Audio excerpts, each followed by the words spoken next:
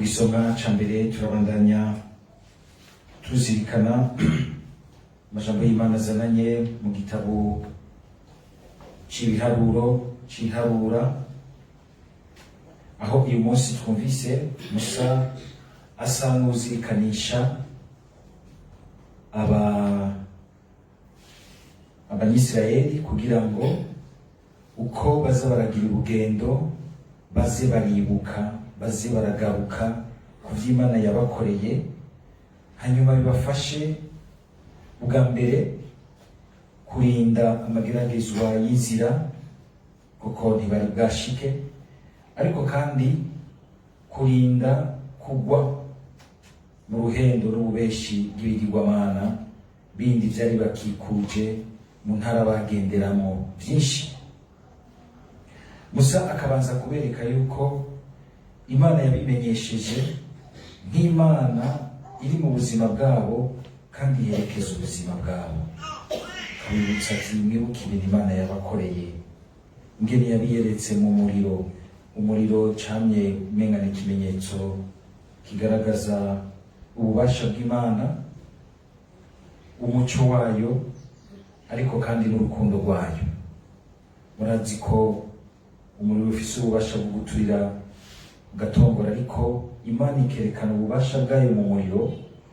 Muribuka hamwe yereka Musa ngo mu gisaka gisha ariko kidatokombera ngo gihere, mbere waheza kwaka kuri ico gisaka ugasanga kimeze kwa kundi nyene. Imana itwuzuza umuriro wayo w'urukundo rwayo, ariko atari umuriro umenga n'uwo guturira, ahubwo n'umuriro umenyesha umuco w'Imana, ibuntu bw'Imana, kuko yamuhishutse ingene ari Imana iri mu buzima bw'abantu. Abantu bose bafise umucanwa w'urukundo rwiza rudaturira aho ruciye, atari umucanwa w'urwango, umucanwa wa passion yo kugomba kugira nabi, ahubwo umucanwa w'urukundo rugomba kugirira neza abandi, rugaragaza ubuntu bw'Imana, n'Imana ibikibandanya yigaragaza mu buzima bw'abantu. Murazi yuko n'umuntu atanguye kugira ibintu vy'urukanye mu kwemera tugira ngo nta karira gifise, ngo akariro ngo karaheze muri jewe, ako gacana ngo umuriro w'urukundo rw'Imana. Ariko kandi umuriro tukabona yuko unagaragaza umuco w'Imana. Umuco w'Imana n'urukundo rw'Imana nivyo, ariko atari rwa rukundo umenga ni urukundo ruhera gusa mu bishobisho, urukundo ruzana umuco mwiza w'ubuzima, umuco umurikira ubuzima bw'umuntu. N'urukundo kandi kuko ruzana umuco rugomba gukura abantu mu buja no mu mwijima w'ivyo bashobora kubamo. Musa akereka abanyisirayeli yuko yabaye Imana yabiyeretse mu buzima bwabo. Uyu munsi katubera akaryo kuko natwe tugaruka tukaraba mu rugendo natwe rw'ubuzima bwacu tukirimo, urugendo ruhitiye ivyo Imana yagiye iratwereka. Umwe wese aho yagiye ubuzima bwe bwagiye buraca, akabona ati aha hantu koko Imana yaranyeretse ko ari Imana iri mu buzima bwanje, itari ubuzima bwanje, igenda iranandokora mu bintu ntari gushobora no kwigobotoramo. Kuko kuvyibagira niko gutangura kuzimira mu mageragezwa yo mu gihe ugezemo. Kwibagira ivyiza Imana yakugiriye mu gihe gihitiye, ari ca hafi canke ca kure, bigutuma ucuba umuntu ashobora guterwa n'amageragezwa n'inyosha mbi n'uruhendo vy'ivyo ugezemwo muri kubu, ugasanga urataye inzira kuko baracari ku rugendo. Kandi uko bavyibagira bagasanga bafashe izindi nzira, bagombye gusenga nk'ibigirwamana, baravyibagiye bakaza baratimira ibirake kuri Musa n'Imana, vyatuma urugendo rwabo ruteba, ntibashike n'ingoga mu gihugu c'uburuhukiro.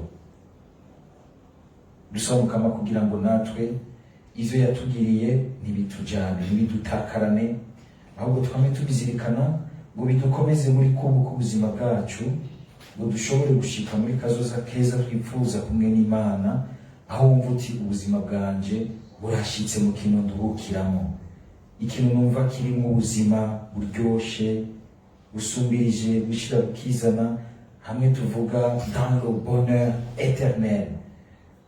Singaha ku isi iyo umuntu ariko aravuga gutyo ariko aca yumvira ati yo kijya kintu ntagishikira nzoba ashitse mu gihugu c'uburuhukiro, mugabo agishikira ukumva igihaza ngo cuzuze giheraheze, ukumva ushatse ikindi.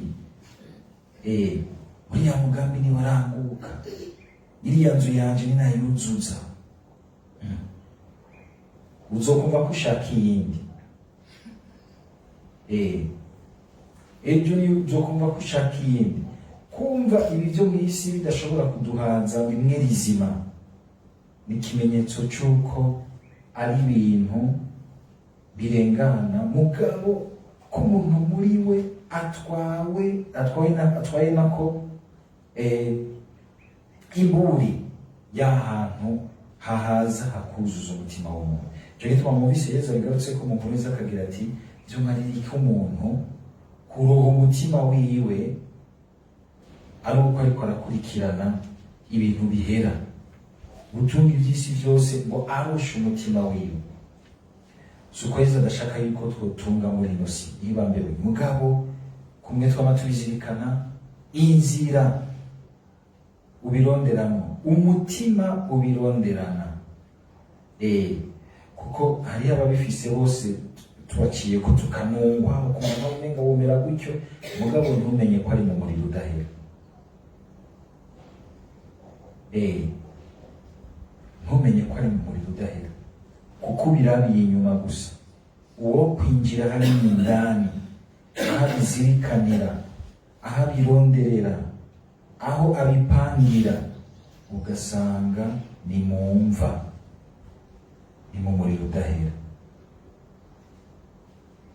Twitonde uyu munsi, mbere amarezo sosio, imigambi y'iterambere yose ikazira dushira bene abo bantu bose tubona umenga ubuzima bwabo bwarabaye hesi. Qu'est-ce qu'il vit hesi imbere y'Imana? Twitonde, kuko murumvise yuko Yesu aciye asozera agira ati hazoza igihe aho Imana izohera umwe wese kukungene ivyo bintu tubona mu buzima yifashemo ingene yagiye arabyifatamo. Igihambaye rero ubwa mbere si biboneka inyuma, igihambaye ubwa mbere ni bituri mutima. Dusaba Mukama kugira ngo yama tugororera umutima we, yama tugumiriza umutima, turondere ivy'ubuzima bwacu bwa misi yose, dushake turondere no gutunga, ariko ubwa mbere dutunze ubwami bw'Imana muri twebwe. Amen.